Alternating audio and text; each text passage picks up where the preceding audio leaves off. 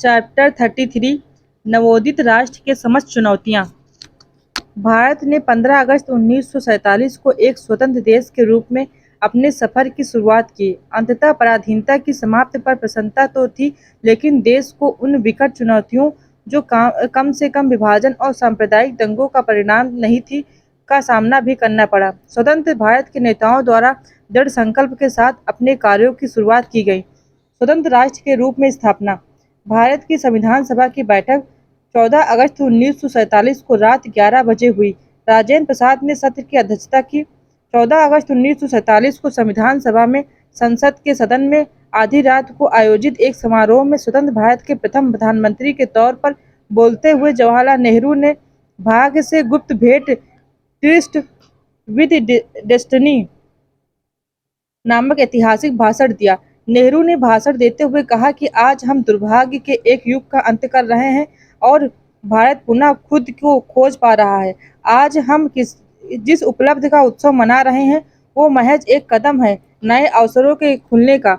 इससे भी बड़ी जीत और उपलब्धियां हमारी प्रतीक्षा कर रही हैं। भारत की सेवा का अर्थ है लाखों करोड़ों पीड़ितों की सेवा करना। इसका अर्थ है गरीबी, अज्ञानता और अवसर की असमानता को मिटाना। हमारी पीढ़ी के सबसे महान व्यक्ति की यही इच्छा है कि हर आंख से आंसू मिटे। शायद यह हमारे लिए संभव ना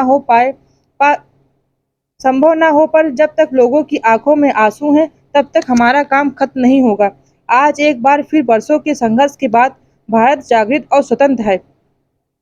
भविष्य हमें बुला रहा है। हमें किधर जाना चाहिए और क्या करना चाहिए, जिससे हम आदमी, किसानों और कामगारों के लिए आज़ादी और अवसर ला सके। हम एक समृद्ध, लोकतांत्रिक और प्रगतिशील देश बना सकें। हम ऐसी सामाजिक, आर्थिक और राजनीतिक संस्थाओं को बना सकें जो प्रत्येक व्यक्ति के लिए जीवन की परिपूर्णता और न्याय सुनिश्चित कर सके। कोई भी देश तब तक महान नहीं बन सकता जब तक उसके लोगों की सोच या कर्म संकीर्ण है।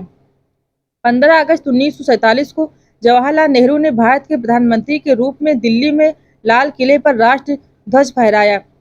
स्वतंत्रता पश्चात प्रथम सरकार। जवाहरलाल नेहरू ने 15 अगस्त 1947 को देश के प्रथम प्रधानमंत्री के रूप में पदभार संभाला और उनके साथ 15 मंत्रियों ने भी पद धारण किया। सरदार पटेल अपनी मृत्यु तक दिसंबर 1950 तक देश के प्रथम उप प्रधानमंत्री रहे। लॉर्ड माउंटबेटन और बाद में सी राजगोपालाचारी ने 26 जनवरी 1950 तक गवर्नर जनरल के रूप में सेवाएं दी। 1950 में भारत गणतंत्र बना और राजेंद्र प्रसाद देश के प्रथम राष्ट्रपति बने। स्वतंत्र भारत की प्रथम मंत्रिपरिषद इस प्रकार थी: जवाहरलाल नेहरू प्रधानमंत्री, विदेश मंत्रालय एवं कॉमनवेल्थ संबंधी मंत्री, वैज्ञानिक अनुसंधान मंत्री; सरदार वल्लभ भाई पटेल उप प्रधानमंत्री, गृह मंत्री, सूचना एवं प्रसारण मंत्री; मौलाना अबुल कलाम आजाद शिक्षा मंत्री; जॉन मथाई रेल एवं परिवहन मंत्री; सरदार बलदेव सिंह रक्षा मंत्री; जयराम दास दौलत राम खाद्य एवं कृषि मंत्री; जगजीवन राम श्रम मंत्री; C.H. भाभा वाणिज्य मंत्री; अमृत कौर स्वास्थ्य मंत्री; रफी अहमद किदवाई संचार मंत्री; नरहर विष्णु गाडगिल निर्माण खान एवं ऊर्जा मंत्री; आर के षटमुखम चेट्टी वित्त मंत्री; केसी नियोगी राहत एवं पुनर्वास मंत्री; V.R. अम्बेडकर विधि मंत्री। अनुसूचित जाति संघ से संबंधित 1951 में त्यागपत्र दे दिया। श्यामा प्रसाद मुखर्जी उद्योग एवं आपूर्ति मंत्री। गोपाल स्वामी अयंगर बिना विभाग के मंत्री। संघ सरकार और पूर्वी पंजाब सरकार के मंत्रिमंडल के बीच एक संपर्क सूत्र के रूप में कार्य करने का काम सौंपा गया। मोहनलाल सक्सेना बिना विभाग के मंत्री। चुनौतियां। हालांकि स्वतंत्र भारत को कई समस्याओं का सामना करना पड़ा।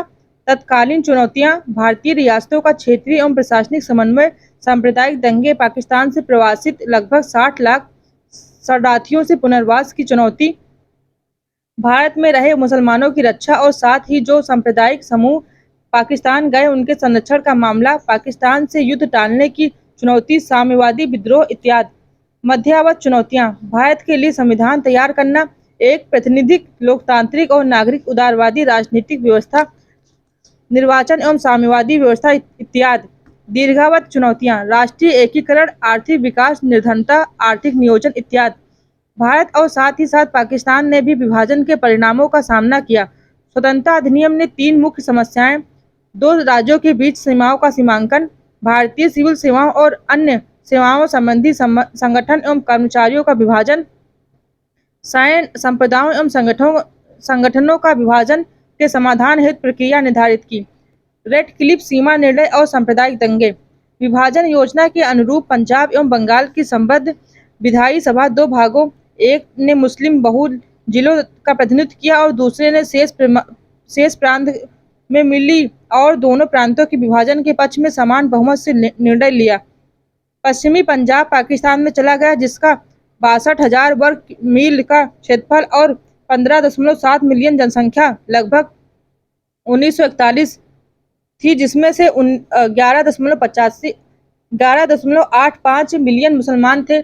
पूर्वी पंजाब भारत के हिस्से में आया का 37,000 वर्ग मील का भूक्षेत्र था, जिसमें 12.6 मिलियन जनसंख्या थी और इसमें से 4.37 मिलियन मुसलमान थे। इसी प्रकार पश्चिम बंगाल भारत का हिस्सा बना, जिसका क्षेत्रफल 28,000 वर्ग मील था और उसकी जनसंख्या 21.2 मिलियन थी, जिसमें से 5.3 मिलियन मुसलमान थे। पूर्वी बंगाल पाकिस्तान का पूर्वी क्षेत्र बना, जिसमें 49,400 वर्ग मील का क्षेत्र शामिल था और 39.10 मिलियन जनसंख्या, 27.7 मिलियन मुसलमानों और शेष गैर मुस्लिम थी। इस प्रकार रेड क्लिफ रेखा के दोनों तरफ धार्मिक आधार पर बहुल वर्ग अल्पसंख्यक बन गया। 20 मिलियन गैर मुस्लिम पाकिस्तान में और 42 मिलियन मुस्लिम भारत में। सीमा आयोग की प्रमुख चुनौतियां। सर रेडक्लिफ की अध्यक्षता में गठित आयोग में प्रत्येक मामले में 2 मुस्लिम और 2 गैर मुस्लिम न्यायाधीश थे तथा उन्होंने गंभीर बाधाओं के तहत कार्य किया। रेडक्लिफ को भारत के बारे में बेहद सीमित जानकारी थी और प्राचीन मानचित्रों एवं जनसंख्या आंकड़ों के इस्तेमाल से 6 हफ्तों के भीतर सीमा निर्धारण तथा विवादास्पद बिंदुओं को चिन्हित करना था। यद्यपि धार्मिक जनसंख्या निर्णायक कारक था तथा नदियों, प्राकृतिक सीमाओं के रूप में प्रशासनिक इकाइयों, आर्थिक क्षमता, रेल एवं सड़क मार्ग संपर्कता और अवसंरचनात्मक सुविधाएं जैसे अन्य कारकों पर भी विचार किया गया। सिख तीसरे पक्ष के रूप में हिंदू एवं मुसलमानों 2 पक्ष थे, पूरे पंजाब में फैले हुए थे। उनकी इस मांग उनके सभी पवित्र तीर्थस्थल पूर्वी पंजाब भारत के हिस्से वाला क्षेत्र में पड़ते हैं ने स्थिति को और अधिक जटिल बना दिया। ऐसी कानूनी जटिलताओं संबंधी तार्किक निर्णय ने राजनीतिक मनन का मार्ग प्रशस्त किया। 1941 की जनगणना, जो इन निर्णयों का आधार थी, भी दोषपूर्ण थी। इसलिए अंतिम सीमा रेखा के निर्धारण ने कई समस्याओं को जन्म दिया और कई लोगों को नाखुश किया।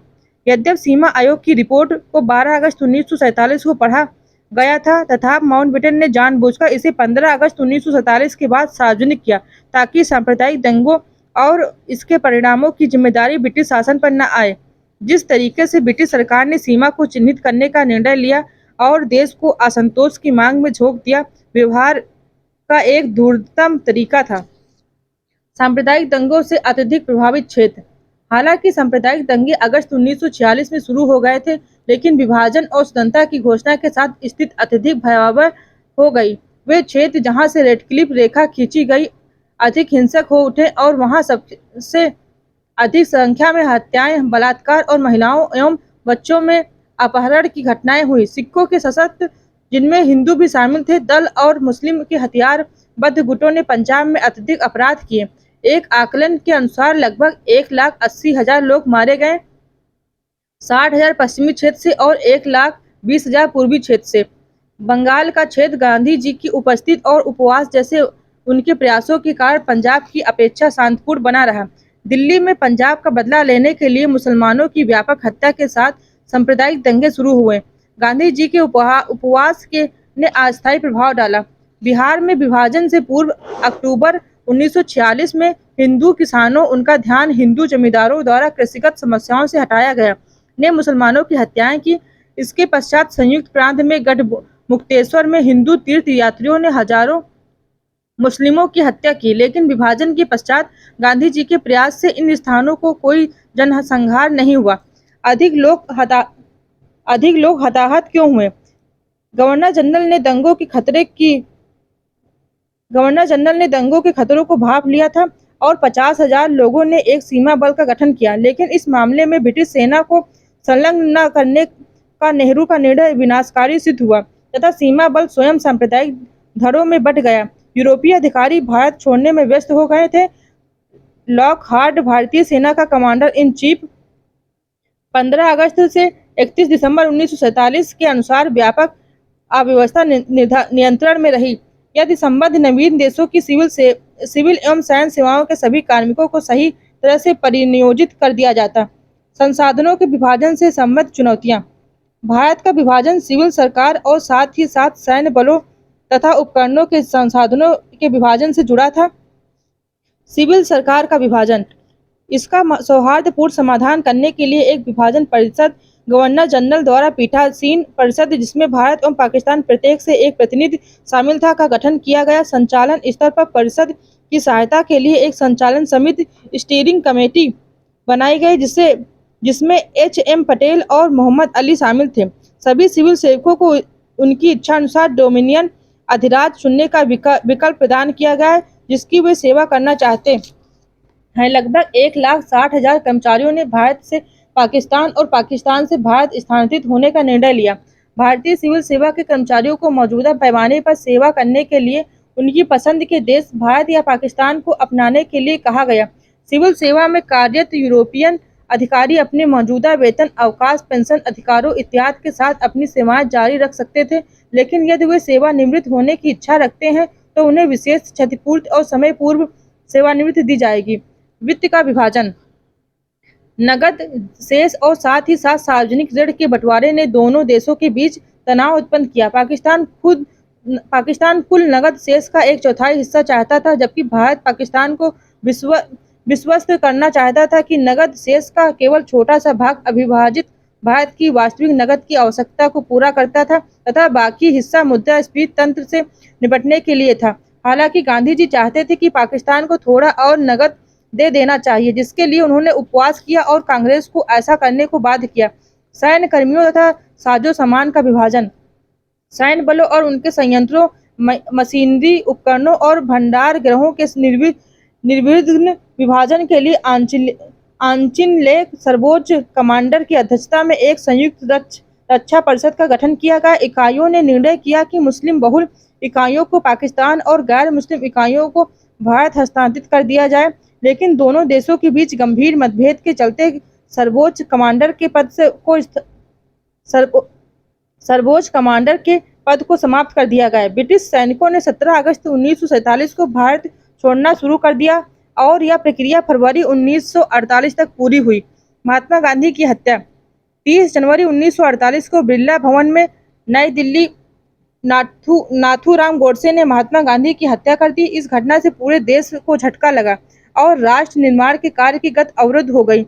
सांप्रदायिकता एवं राष्ट्रवाद की अस्पष्ट अवधारणा के वशीभूत नाथूराम गोडसे ने महात्मा गांधी की हत्या की। ऑल इंडिया रेडियो पर राष्ट्र को संबोधित करते हुए प्रधानमंत्री जवाहरलाल नेहरू ने कहा, हमारे जीवन से प्रकाश चला गया और हर तरफ अंधेरा छा गया। उन्हें एवं उनकी यादों को हमारी सर्वश्रेष्ठ श्रद्धांजलि होगी कि हम स्वयं को सत्य को समर्पित करें, जिसके लिए वे जिए और मरे। नाथूराम गोडसे पर मुकदमा चलाया गया और उसे मृत्युदंड दिया गया। मुकदमे के दौरान गोडसे ने स्पष्ट रूप से कहा था कि उसने ऐसा इसलिए किया क्योंकि गांधी जी मुसलमानों के मददगार थे। उनके पीछे मुस्लिम समर्थक उपवासों ने मुझे इस निष्कर्ष पर पहुंचाने के लिए प्रेरित किया कि गांधी के अस्तित्व का तुरंत अंत होना चाहिए। 4 फरवरी 1948 को सरदार पटेल ने राष्ट्रीय स्वयंसेवक संघ को प्रतिबंधित कर दिया। 1949 में आरएसएस से उस समय प्रतिबंध हटाया गया जब उन्होंने पटेल द्वारा प्रस्तुत शर्तों को स्वीकार कर लिया। वे शर्तें थी, संघ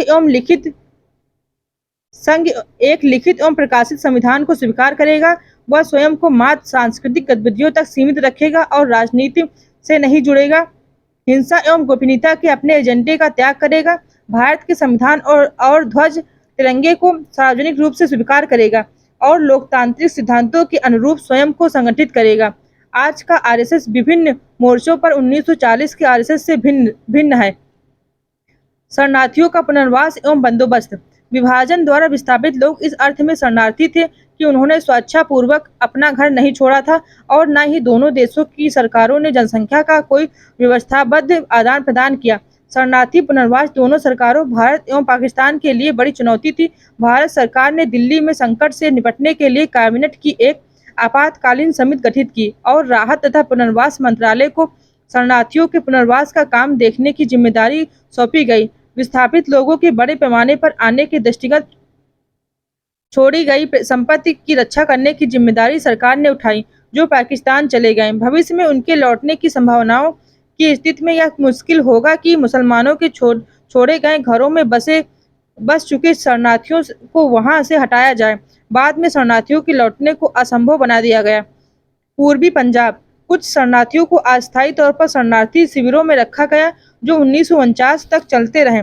शहरी शरणार्थियों के लिए सरकार ने औद्योगिक और व्यावसायिक प्रशिक्षण योजनाएं भी शुरू की और यहाँ तक कि लघु व्यवसाय एवं उद्योग शुरू करने के लिए अनुदान भी दिए। ग्रामीण शरणार्थियों की भूमि, कृषि ऋण और आवासीय सब्सिडीज दी गई। यद्यपि राज्य सरकार और केंद्र सरकारों ने व्यापक संसाधन प्रदान किए, तथापि ये पर्याप्त नहीं थे। उदाहरणार्थ सामाजिक और सांस्कृतिक विरासत वाले शरणार्थियों, जिनकी राजनीतिक पहुंच तथा ऊंची जात और परिस्थिति थी, को अक्सर बेहतर चीजें प्राप्त हुई, जबकि वंचित वर्गों को कुछ विशेष नहीं दिया गया।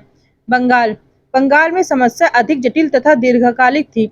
1948 तक केवल ऊंची जाति, भूमिपत या मध्यम वर्ग के हिंदुओं का एक छोटा समूह ही व्यक्तिगत स्तर पर संपत्ति या नौकरी के आदान प्रदान की व्यवस्था कर पश्चिम बंगाल में प्रवास कर सका। लेकिन दिसंबर 1949 से जनवरी 1950 के दौरान खुलने में हिंसा भड़कने के कारण भारी संख्या में किसानों ने पूर्वी पाकिस्तान को छोड़ना शुरू कर दिया था। इसके प्रतिशोध में फरवरी 1950 में मुस्लिम विरोधी दंगे शुरू हो गए और लगभग 1 मिलियन मुस्लिमों को पश्चिम बंगाल छोड़ने पर बाध्य किया गया।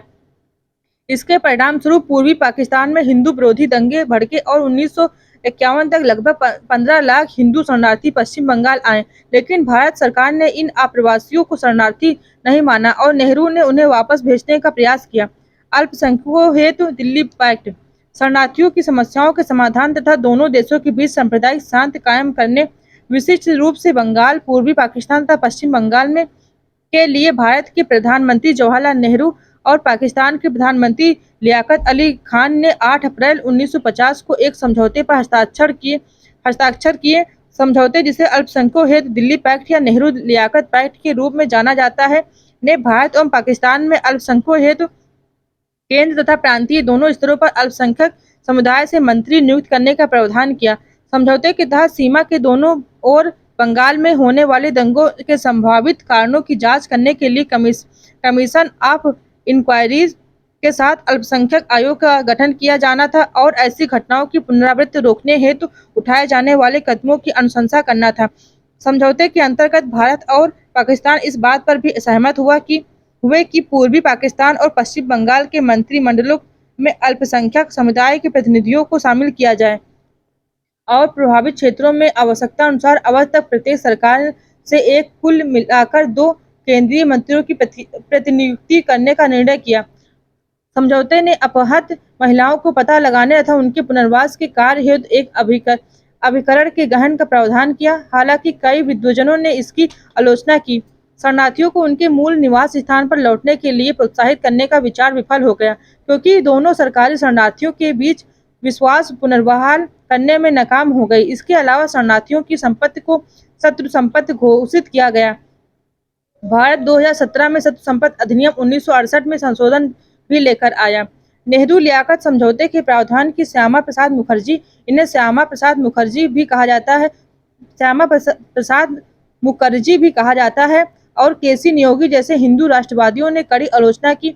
मुखर्जी ने विरोध में नेहरू मंत्रिमंडल से त्यागपत्र दे दिया, जैसा कि उनका मानना था कि शरणार्थी समस्या का समाधान केवल लोगों के स्थानांतरण और भारत आए लोगों के पुनर्वास हेतु पाकिस्तान में कुछ क्षेत्रों का अधिग्रहण करके ही किया जा सकता था। भारत में शरणार्थी पुनर्वास केंद्र दिल्ली में लाजपत नगर, राजेंद्र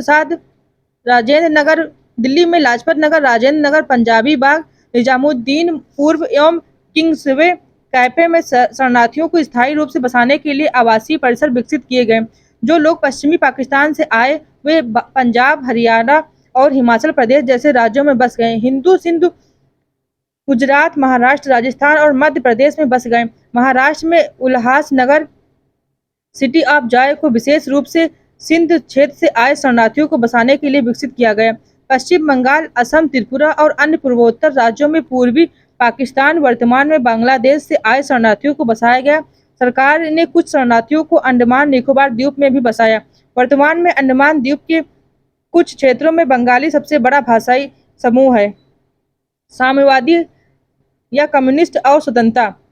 सितंबर 1948 को दक्षिण भारत में कानून एवं व्यवस्था को बनाए रखने के संदर्भ में भारतीय सेना ने निजाम से बिना अधिक प्रतिरोध के हैदराबाद पर नियंत्रण कर लिया, लेकिन कम्युनिस्टों द्वारा चलाए जा रहे तेलंगाना आंदोलन के कारण हैदराबाद की आंतरिक स्थिति जटिल बन गई। कांग्रेस और कम्युनिस्ट के बीच गठजोड़ भारत में हैदराबाद पर हमले से पहले टूट गया। दिसंबर 1947 में भारतीय कम्युनिस्ट पार्टी ने भारतीय स्वतंत्रता को त्याग दिया। उन्होंने नारा दिया, ये आज़ादी झूठी है, और अंग्रेज और कांग्रेस तथा नेहरू सरकार को देश के भीतर आंग्ल अमेरिकी साम्राज्यवाद और सामंतवादी शक्तियों की कठपुतली कहा। फरवरी-मार्च 1948 में कलकत्ता में अपने दूसरे अधिवेशन में सीपीआई ने राजनीतिक थीसिस को स्वीकार किया, जिसमें औपचारिक रूप से घोषणा की गई कि 15 अगस्त 1947 को स्थापित राष्ट्रीय सरकार लोगों की दुश्मन थी और इसलिए आम क्रांति के द्वारा इसे बदलने की आवश्यकता है। इस लक्ष्य को प्राप्त करने के लिए कम्युनिस्ट नेताओं ने बीटी रेंड्यू-लाइन सीपीआई के तत्कालीन महासचिव के नाम पर का अनुसरण करने का निर्णय लिया। उन्होंने घोषणा की, वर्तमान राज्य को जन लोकतांत्रिक गणराज्य, श्रमिकों, किसानों और शोषित मध्य वर्ग का गणराज्य से प्रस्थापित किया जाए। कम्युनिस्ट विद्रोह भारत के अन्य भागों, विशेष रूप से पश्चिम बंगाल में फैल गया। स्वतंत्रता को लेकर साम्यवादी संशयवादी क्यों थे? उनका मानना था कि कांग्रेस द्वारा चालित राज्य के विरुद्ध वर्ग संघर्ष और सशक्त विद्रोह की नीति लाया जाना जरूरी था, जिससे लोगों का ध्यान सांप्रदायिक घृणा को राजनीति, जिसने विभाजन के बाद देश को घेर लिया था, से हटाया जा सके। 1940 के उत्तरार्ध और 1950 के पूर्वार्ध में चीन, मलाया, इंडोनेशिया, फिलीपींस और म्यांमार जैसे एशियाई देशों में साम्यवाद को सफलता प्राप्त हुई थी। सितंबर 1947 में रूस ने अंतर्राष्ट्रीय कम्युनिस्ट दलों को अधिक क्रियाशील रहने की प्रोत्साहन करने के लिए ए झंडानो थीसिस की घोषणा की। इसके परिणाम स्वरूप भारतीय कम्युनिस्ट सशक्त विद्रोह के लिए प्रोत्साहित हुए। रामचंद्र गुहा के अनुसार सीपीआई नेतृत्व तेलंगाना आंदोलन की शुरुआती सफलता से प्रोत्साहित कांग्रेस के साथ मिलकर क्रांतिकारी शक्ति होने को लेकर गुमराह एवं भ्रमित थे और उन्होंने सोचा कि यह रेड इंडियन की शुरुआत है। प्रतिरोधी रणनीति से संवैधानिक लोकतंत्र की ओर कूच। हैदराबाद और पश्चिम बंगाल में साम्यवादी आंदोलन स्थानीय बना रहा, लोगों का समर्थन छितराया हुआ और सशक्त बना रहा।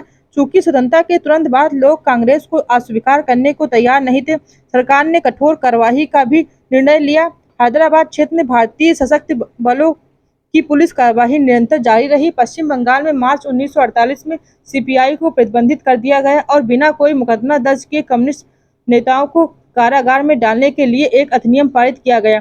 कम्युनिस्ट नेतृत्व के भीतर चीनी एवं रूसी तरीके को लेकर विभाजन था, जो 9 मई 1949 को प्रस्तावित रेलवे हड़ताल की असफलता के बाद और अधिक हो गया। सितंबर 1950 में अजय घोष, एस.ए. डांगे, एस.बी. घाटे जैसे प्रसिद्ध साम्यवादी नेताओं ने संगठन की दोषपूर्ण रणनीतियों तथा स्वतंत्र भारत की असली तस्वीर को न देख पाने के लिए आलोचना की। परिणाम स्वरूप अक्टूबर 1951 में सीपीआई की बैठक कलकत्ता में हुई, जिसमें महत्वपूर्ण नीतिगत परिवर्तन किया गया। इसने तेलंगाना आंदोलन वापस लेने और स्वयं को किसानों, कामगारों तथा मध्यवर्ग से जोड़ने का निश्चय किया। इसके फलस्वरूप सरकार ने सीपीआई से प्रतिबंध हटा लिया तथा भारतीय कम्युनिस्टों ने 1951 से 52 के आम चुनाव में भाग लिया। इस प्रकार वह विप्लव के मार्ग से हटकर संवैधानिक लोकतंत्र के पथ पर अग्रसर हुए। इस वीडियो को लाइक करें, हमारे चैनल को सब्सक्राइब कर बेल आइकन जरूर प्रेस करें।